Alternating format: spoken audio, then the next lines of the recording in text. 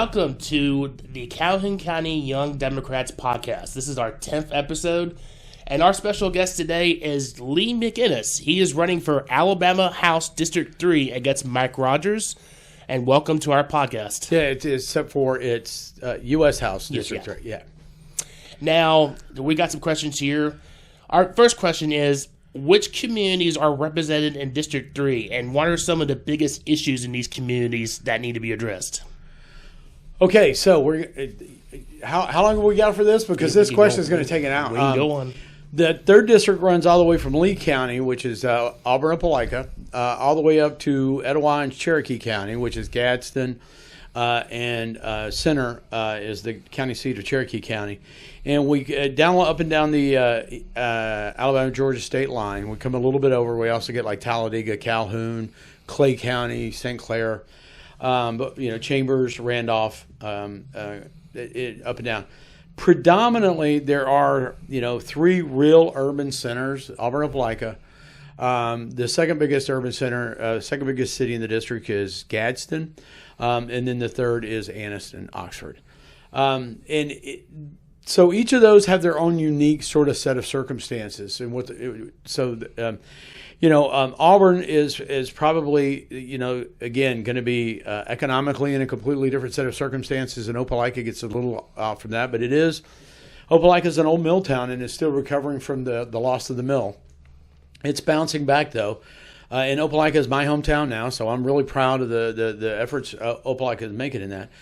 Gadsden, as is there the poverty rate is about 3 times the national average. Their poverty rate is running over 30%. They're also dealing with the issues now. DuPont's building them a reverse osmosis plant.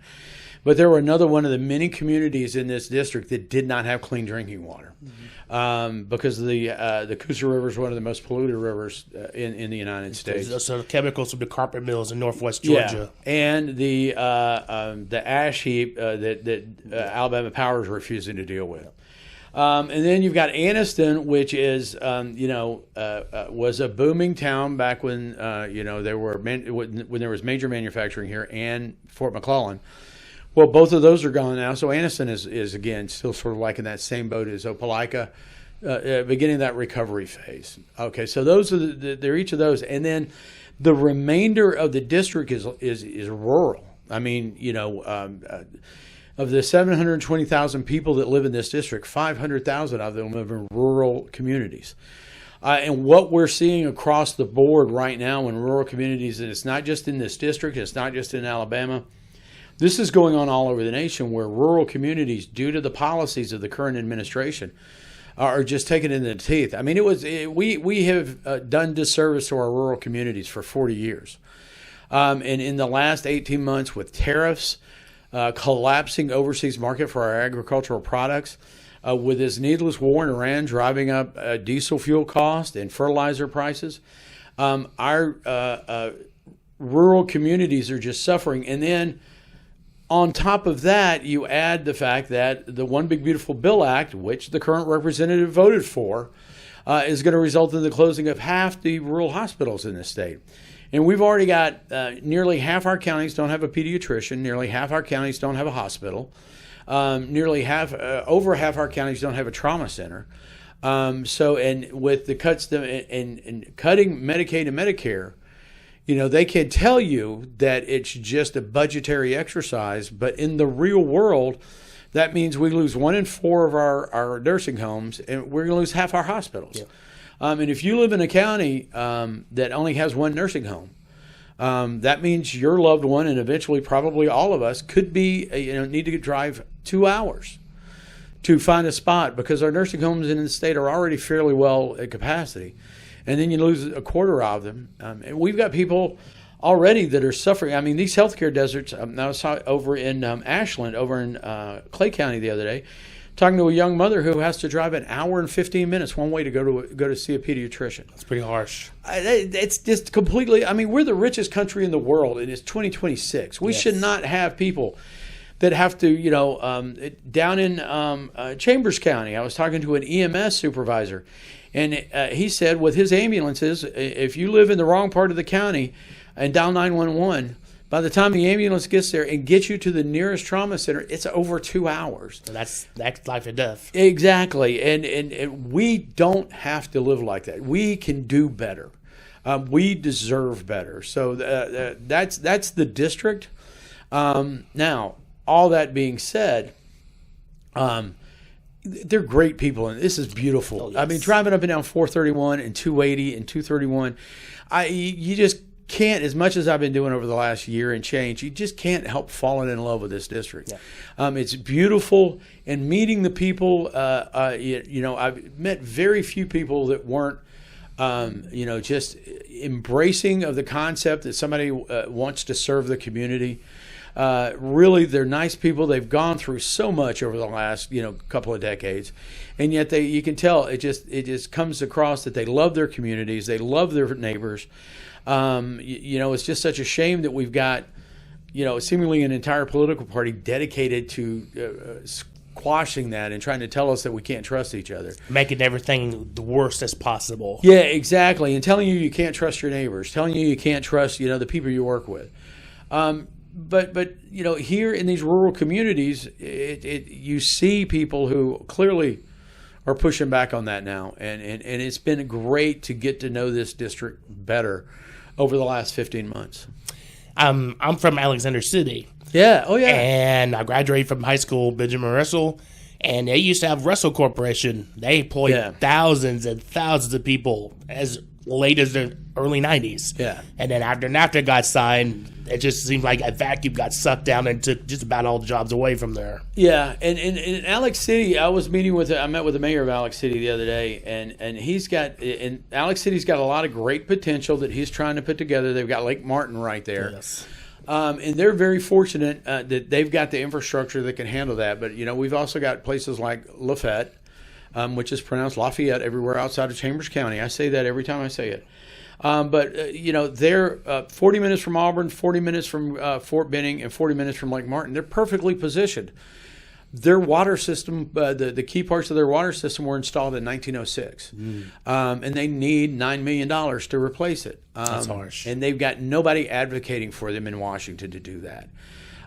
So this district is on the edge of really jumping forward and resolving a lot of these economic issues that we see.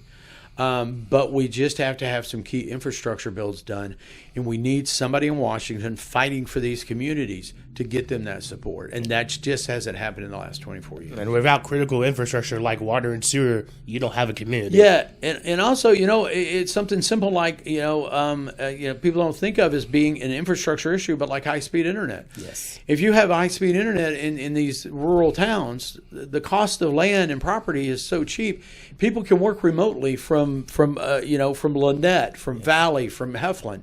But we have to have the high-speed internet infrastructure to support those jobs. The internet is like electricity 100 years ago. It's pretty much needed now. Absolutely. All right. So our second question, you have a very impressive military and academic background. How do you believe the experience you gained has prepared you for this role? So just recently when I left federal service, I went and taught. I spent 30 years in the Army and in the intelligence community. And then when I left federal service, Barb and I, Barb still had some work to do, so we went up to Augusta, Georgia, and I taught at a small community college there. And it was in Aiken County, South Carolina, and Aiken County is a rural county. Yeah. And I think the first time, we had lived in San Antonio, Tampa, Baltimore. But in that small rural community, when we were getting ready for, I saw the COVID pandemic coming, and I was talking to my students saying, hey, listen, we need to be prepared to not finish this semester in class. And then suddenly I realized out of about 125 students, I had 8 students that didn't have internet at their house. I mean, that's an incredibly sobering, when you just assume everybody has access to the internet and you find out they don't. Yeah. That there is a lot of experience. I know a lot of people say he's military. He was in the intelligence community, and that taught me a lot. And there's a lot of things that I put that to use every single day. Just the organization, planning. We have to accomplish these 5 things to accomplish these 2 things, and being able to map that out. That is Really important. I know how the federal government works. I worked in the federal government for 30 years. I know that 90% of being successful working in the federal government is taking customers from one side and talking to customers on the other side and meeting in the middle. One of the last jobs I had was just sort of rewriting the worldwide intelligence requirement system for the allocation of resources. And I wasn't doing that from D.C. I was doing that from Tampa at the U.S. Central Command, but things weren't working. So we built a coalition of all the various commands worldwide, intelligence collection managers, and said, hey, listen, we all know this isn't working. Let's come up with a plan. And then we show the finished plan that we all support. And so building coalitions like that is incredibly important in this job, talking to people and just being able to explain what the problem is and why you need a resolution.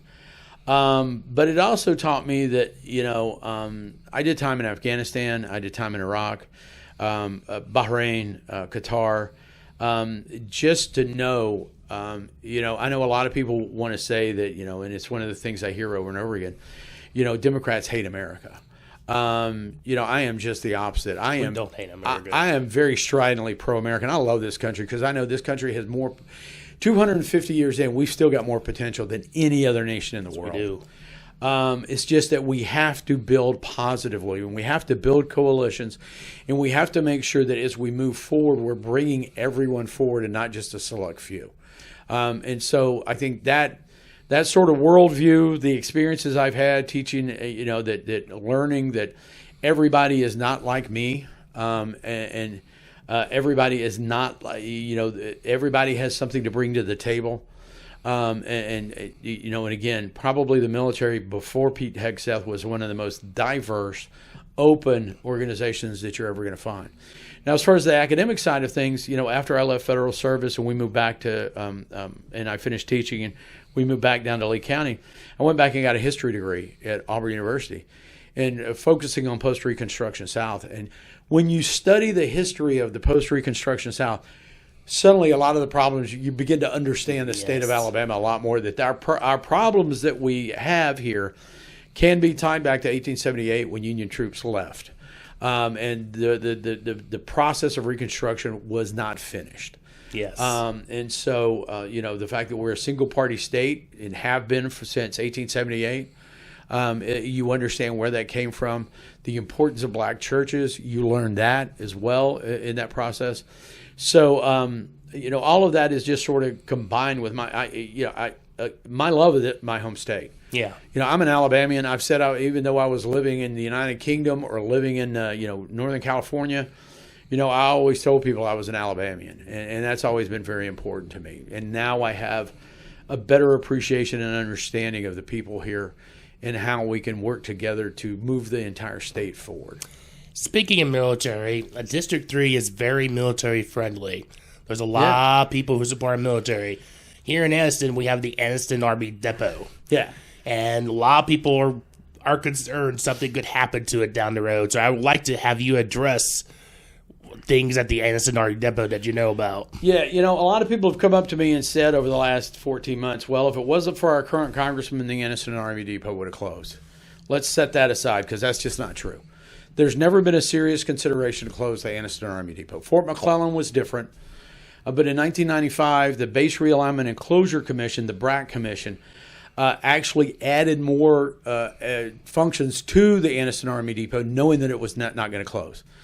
So the Anniston Army Depot has a very unique position in the U.S. Armed Forces. The M1 Abrams tank is the main battle tank for the United States Army. The U.S. Army Armored Brigades, which rely on M1 Abrams tanks, are the finest land warfare force in the world. And they rely on those M1s. And those M1s rely on the Anniston Army Depot because the Abrams tank engines are refurbished and rebuilt there. And that's not done anywhere else in the world. So while it is an economic asset, and it needs to be, we need to keep in mind, as your congressman, I will always keep in mind that there are 5 counties that have very positive impacts from having the depot there. Yes. For me, though, I will tell you, the first time I went outside the wire in Baghdad, and we drove down the main supply route up into the green zone, which the media at the time was calling the highway of death. Mm-hmm. It was very nerve-wracking. I mean, you're running between, and it's very, it's just scary that you're so vulnerable. Yes. But then you come around a curve on that highway, and sitting there in the middle of that road is an M1 Abrams main battle tank, and you're like going, okay, we're fine. So for me, it's not just an economic issue, which I totally support and I totally understand and I would totally fight for, but also it's a national security issue. And I would not vote for anything that would compromise our national security. So if they wanted to move that function anywhere else in the world, that function would be done for 3 years. Mm-hmm. It would cost billions of dollars. They would have to relocate all that infrastructure, relocate that workforce.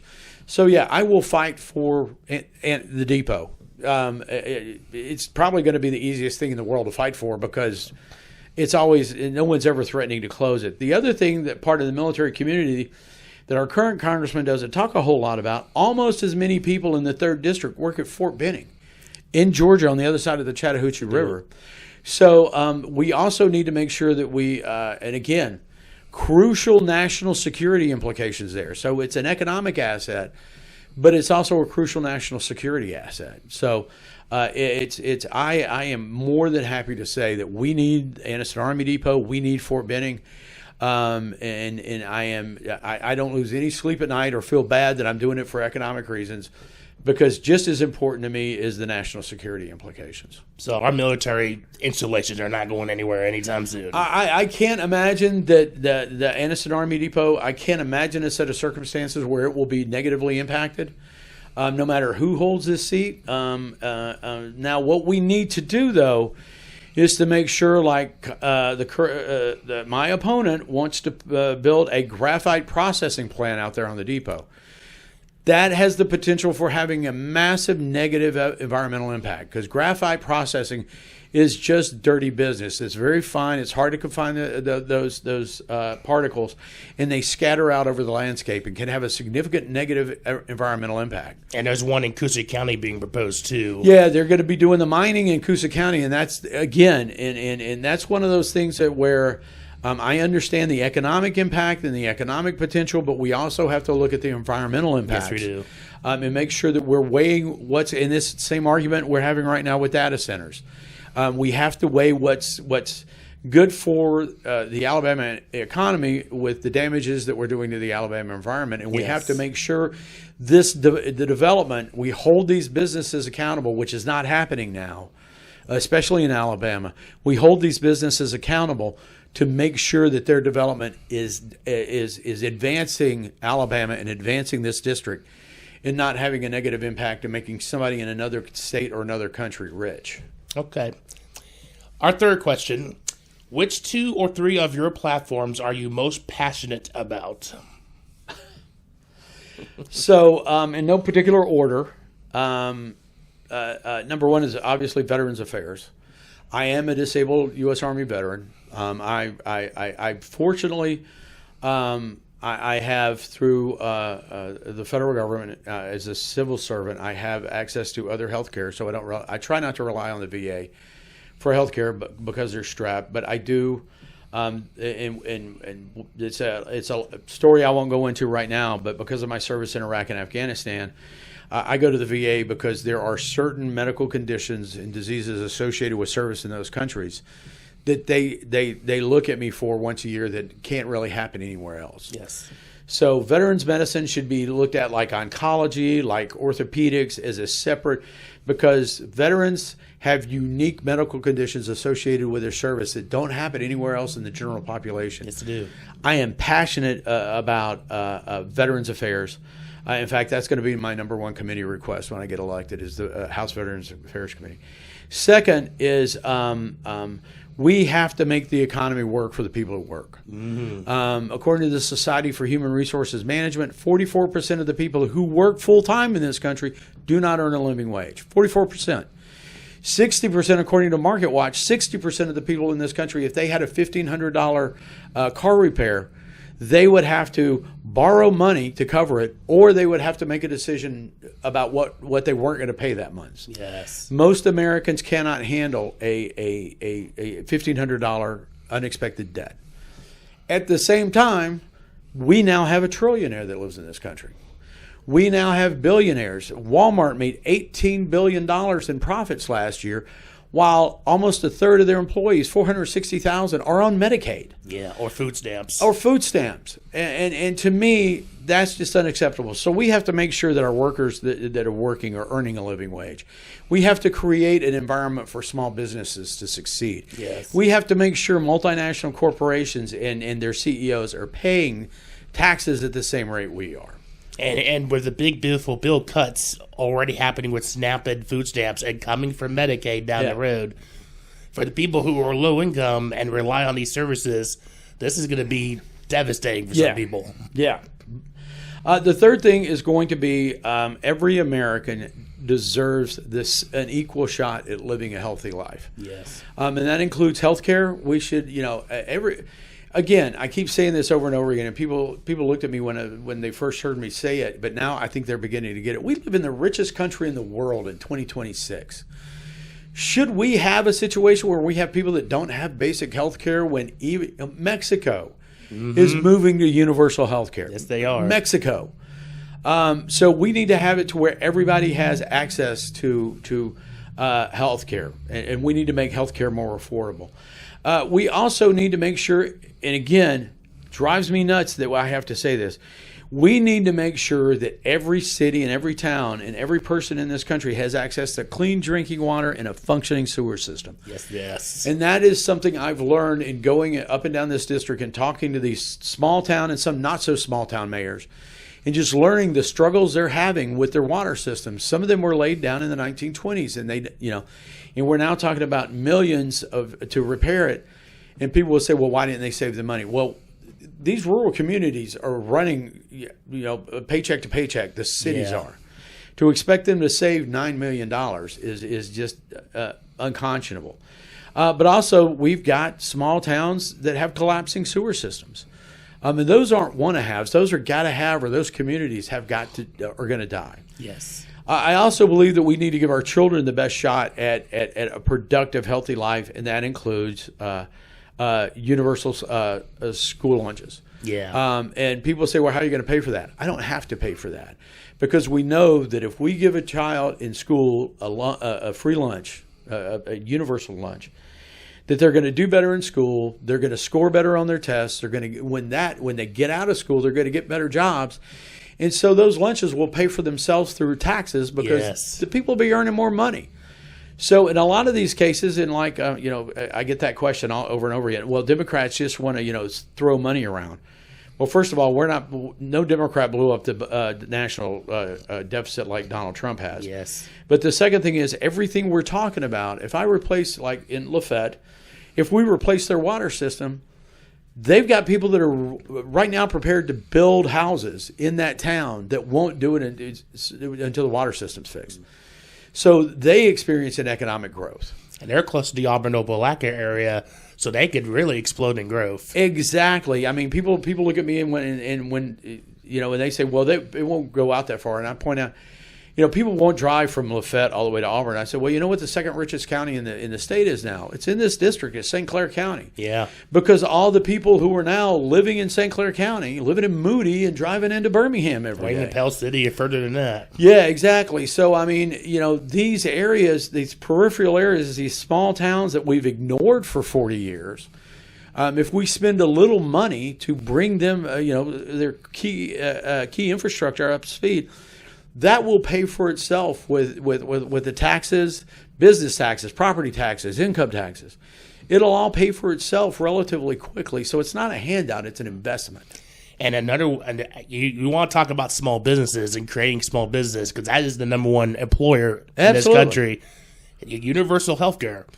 If you just had that, a lot of business owners wouldn't have to worry about health care and everything. And that would be a game changer. One of the things that that certain people would like for you to forget about was when the Affordable Care Act was passed. There was a boom in small businesses.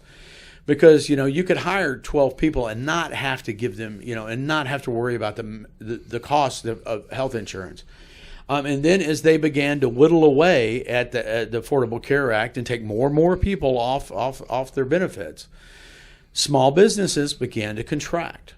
So one of the best things we could ever do so you were absolutely correct. Universal health care would be an economic boom for everybody except these massive insurance companies. So, yeah, Nathan, you're absolutely right on that. One of the best ways to advance small businesses in this country is to give everybody affordable access to health care and to take that onus off those small business owners. So our fourth question, it's obvious you've worked very hard throughout your life to achieve your goals. What can we do to provide those same opportunities to younger generations? I meet so, and I will tell you, this is the hardest thing that we've been through in the last, since we started this, is just driving up and down this district and seeing people that want to stay in their communities but know they can't. Yeah. And I benefited greatly from military service. The 6 years I spent in the Army set the course for the rest of my life, and I'm incredibly proud and happy that I made that decision. But I see, kids and talk to parents of these kids that are talking about joining the military simply because they don't have economic opportunities where they're living. Yes. And again, do not interpret that as I'm anti-military, because I am absolutely not. If you have a desire to serve this nation, I will do everything I can to facilitate that for you. But you should not be joining the military if your sole reason is there's no jobs at home. And there's a lot of small communities throughout this district that's in that boat right now. Yeah. So the main thing we need to do is again, it's what we've already been talking about. This is all just sort of layers on the same thing is we need to economically revitalize these 11 counties. Mm-hmm. I mean, with the possible exception of Auburn and Lee County, every one of these counties need economic revitalization. Now, there's a lot of mayors that are doing a lot of great things to make that happen.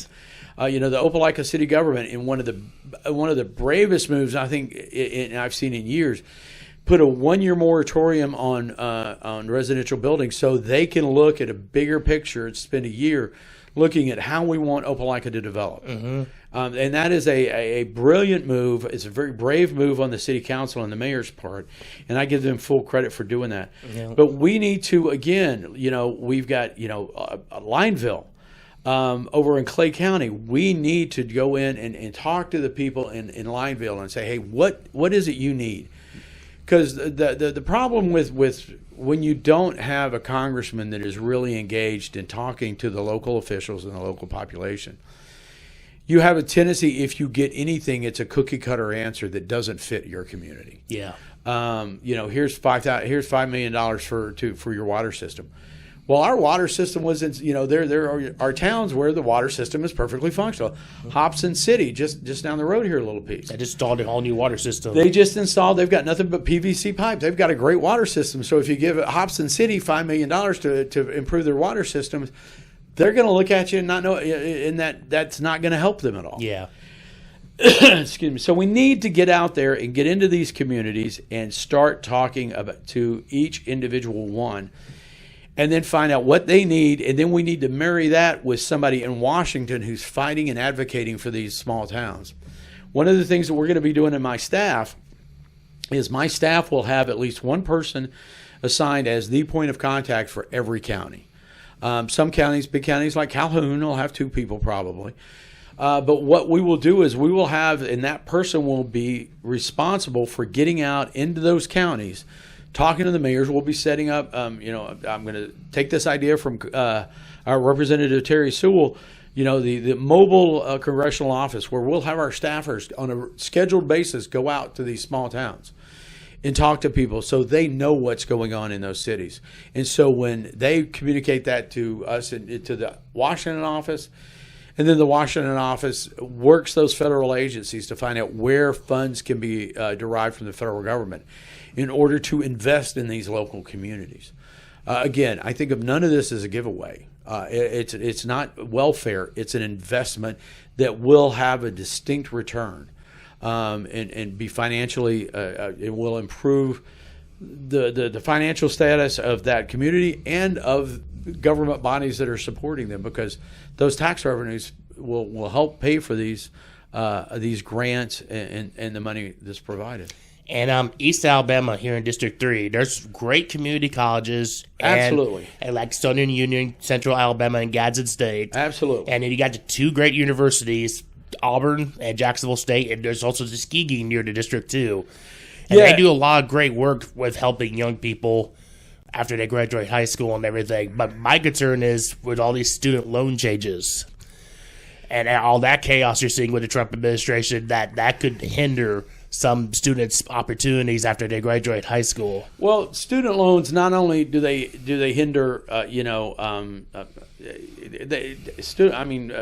when my wife and I got married, we'd been married 8 years when we finally paid off our student loans, and that was a while ago. We've been married 35 years. When I see people coming out of college with crippling debt, and to make their payments, the common refrain is that, well, yeah, but they're getting degrees in ancient Greek literature. Yeah. Well, no, these are people getting engineering degrees. Yes. These are people getting computer science degrees. Because these universities aren't stupid. They see the high demand, high pay jobs, and they make those degrees more expensive. Yes, they do. We have to take a serious look at what we're going to do about the crippling debt that so many of our college graduates are carrying. I know that it's insane to me that we'll say forgiving student loans is communism, but forgiving PPP loans is good business sense and good governance. So there's a lot of hypocrisy when it comes to talking about student loans. I really think we need to do something to manage the debt burden and the monthly payments that college graduates are carrying. Because the changes that are being put out now, some of these students are going to have to pay hundreds more dollars per month. Yeah. Former students, and that's going to cripple them. Absolutely, and ultimately, what that does is they don't pay that. They're not going to pay. They're not going to pay that loan anyway. They're going to have to declare bankruptcy. Their credit's going to be ruined, and the government's still going to be out $30,000 or $40,000 or $200,000 in some cases. So, but I think also what we need to do, and you mentioned community college. I taught at a technical college in South Carolina for 4 years, and really got to know that aspect of the educational system that is so often overlooked. Yes, I mean, there are good trade jobs out there, so we not only have to make sure, there are people that only need to go to a 2-year community college to meet their goals. Yes. There are people that need to go to 4 years or 6 years or even 10 years of major university to get a PhD. That's fine. But then we've also got people that need to go to, our school, Aiken Technical College, was because Savannah River Nuclear Power Plant was right there. We were big on welding. Yeah. They had a 100% hire rate for their welding program. And these guys, these young men and women were getting great jobs, union jobs, straight out of tech school. And we need to make sure that, number one, we're training our young people in the trades so they can get those jobs when they come out. And we need to make sure there's a union there to help facilitate, to make sure they're working in a safe environment, to make sure they're earning a living wage, to make sure their benefits are taken care of. So that this all rolls in together in as part of my, as a bigger worldview, I guess, if you wanted to use that word. But we have to make sure that we have those opportunities available as well. And we have something here in Oxford called Create, which is a program for high school kids where they're teaching trade type potentials. Yeah. And they have an adult version where they're doing carpentry and stuff during the nights right now. So something like that across the whole district would be a game changer for a lot of people. Yeah, listen, my mother's family, I tell everybody, my mother's family is a union family. My mother was a union member for over 40 years. I used to think that everybody in my mother's family either dug coal or burned it to make steel. And so everybody was a steel worker or a UMW member. My grandfather helped organize the sheet metal workers in Birmingham back before World War II. So, I am well aware of trade jobs. I am well aware of the benefits that union organization brings to it. So, yeah, we have to do something about, college debt. But then we also have to make sure that these kids have an alternative other than just going straight to a 4-year university. When I was 18, I kind of knew what I wanted to do with the rest of my life, but I admit, I was a little strange that way. I knew I wanted to go into the Army. I knew I wanted to serve the nation from when I was a kid. But I would talk to these parents when we would go on these college recruiting tools. They say, "Hey, look at the kids. What do you want to do?" They're going like, "I don't know." So I said, "Well, why don't you send your kid to community college or to send them here to Aiken Tech? We can get them their core curriculum. It'll cost you a third as much." Yeah. And the parents were like going, "Okay, yeah." So community colleges are, they're great. And trade schools are great, and they absolutely need to be an overall part of what we're talking about. I also like dual enrollment in high school for a lot of kids that they could take some college courses while they're junior and senior in high school, and they can have most of it out of the way by the time they graduate high school. Yeah, I remember I had one student up at Aiken Tech. She got her AA degree 3 days before she got her high school diploma. And I wrote a letter of recommendation, and she got a full 4-year scholarship. That's awesome. From the Department of Defense to go to Augusta University. That's great. I mean, it was just so perfect. And she was going to get her master's degree because it was for 4 years, not for a bachelor's. Yeah. So, dual enrollment, those kind of creative programs, it's not creative anymore. It's now the standard because I taught dual enrollment classes. I think those things need to be available. But we need to make sure that we're keeping a good eye on them to make sure that we're not just checking boxes. Yes. So it needs to be a quality program. I agree with that. All right, our last question. Mike Rogers has been our congressman for over 23 years. It's a shame he refuses to debate you at a town hall. So since you may never get that opportunity, what would you say to him if you were meeting with him in a town hall right now? If he actually, I mailed our 3rd certified letter yesterday. We have sent 2 certified letters to him, and we have offered to debate. We have accepted any nonpartisan organization to act as the moderators, and we've accepted any location in the 3rd district in any of these 11 counties. And I have had professional politicians tell me I'm insane. Yeah. To give up that much right off the bat. And I'm going like, I will do anything to get this guy in a hall in front of his constituents. I don't care.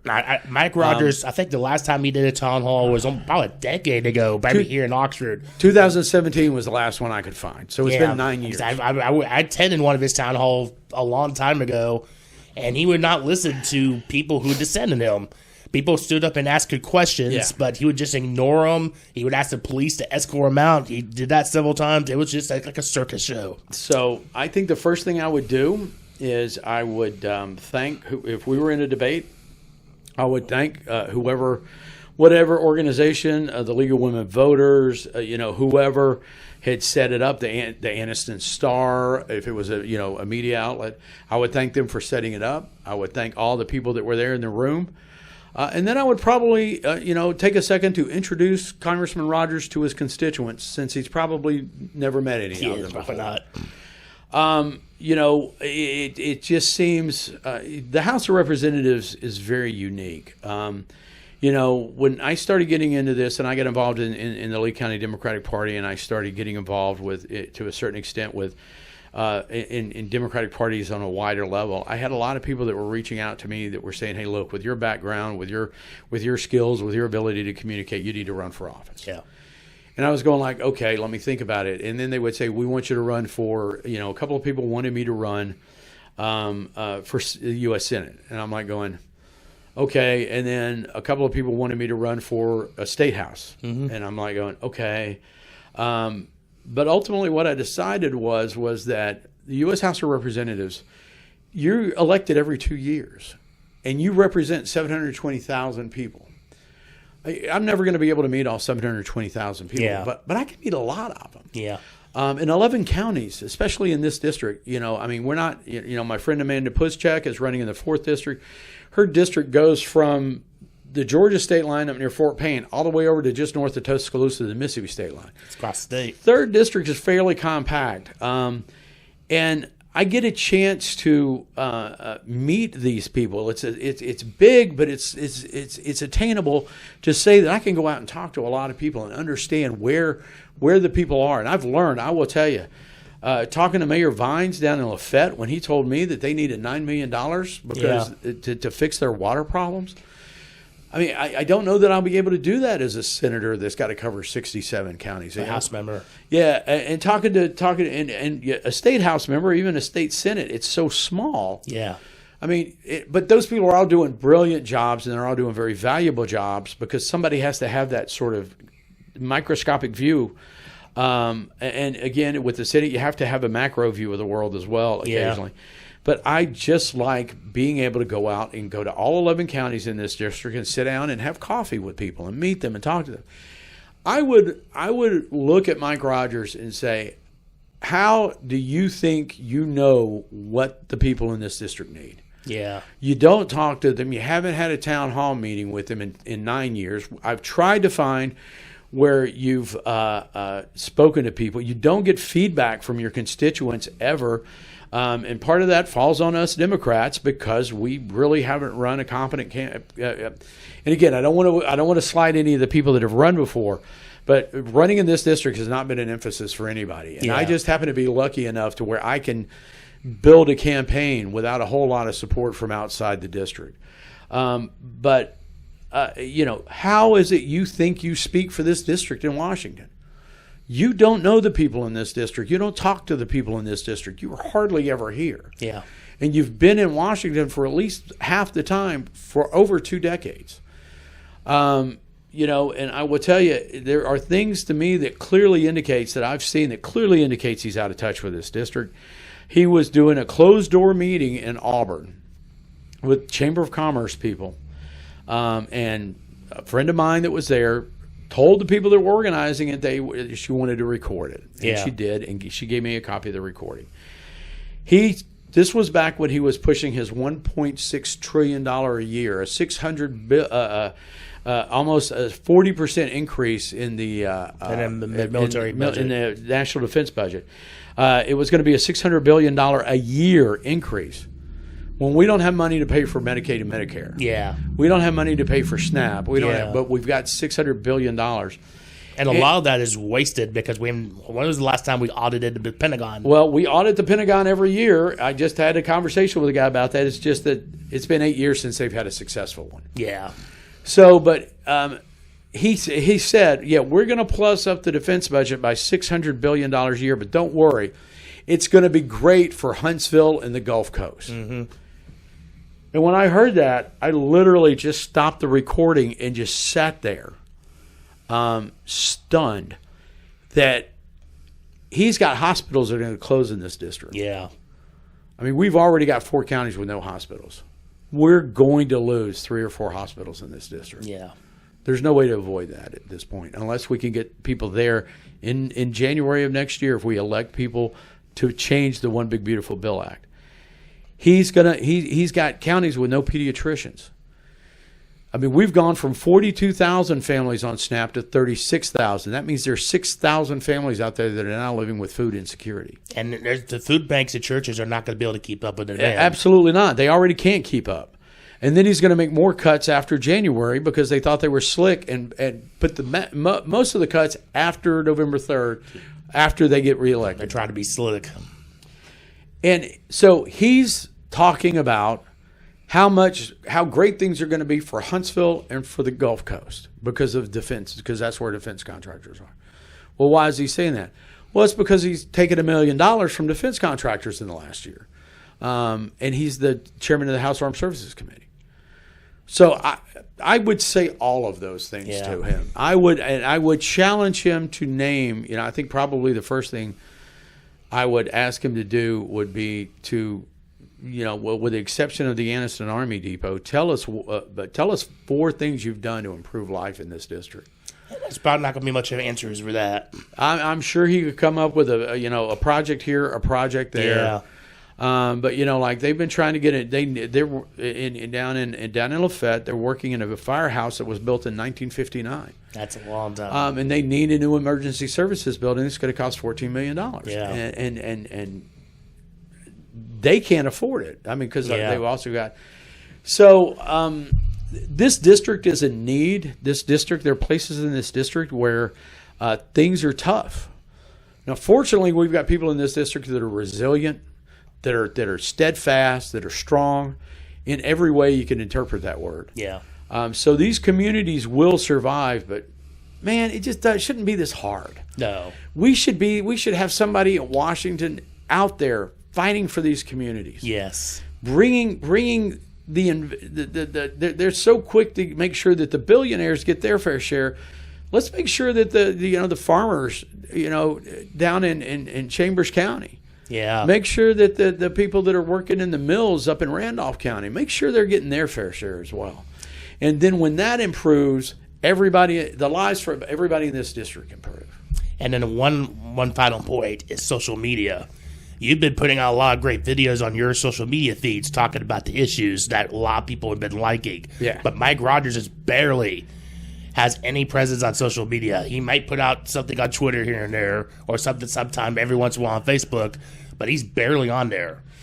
Yeah, we've started a couple of things on social media that I thought were great ideas. We started counting the number of days that the chairman of the House Armed Services Committee didn't mention the war in Iran. Mm-hmm. And when we got to 40, we just sort of stopped because it was like, it's pointless. He's never going to speak. The chairman of the Armed Services Committee is not going to speak publicly about the war in Iran. Yeah.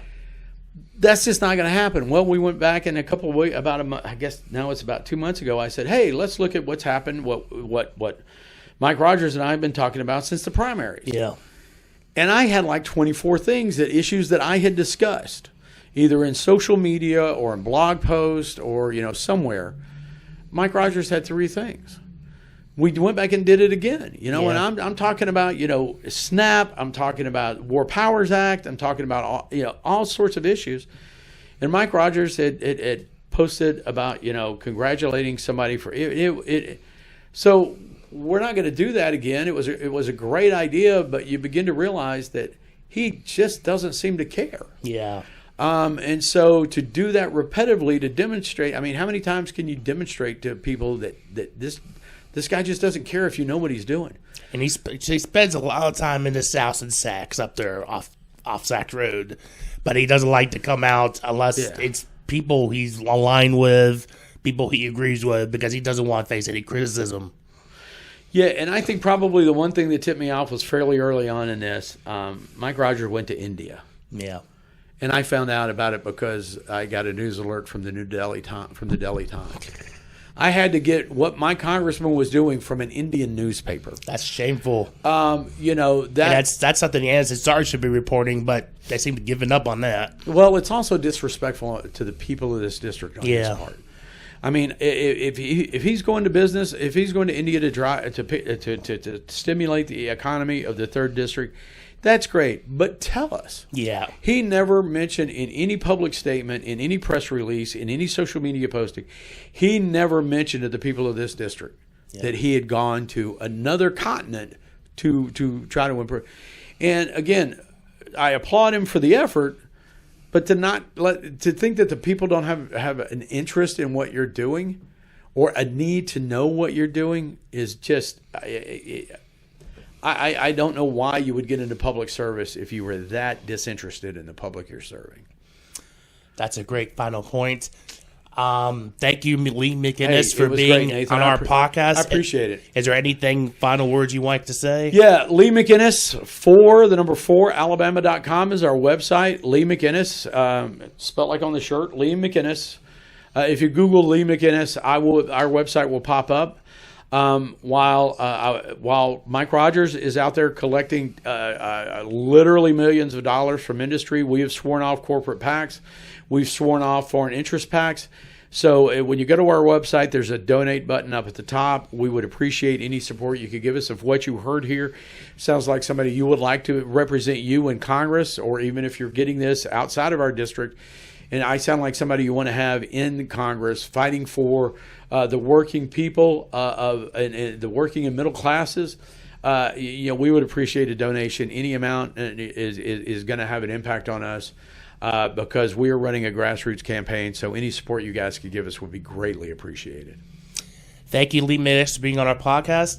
My name is Nathan Young. Thank you for watching or listening to the Calhoun County Young Democrats.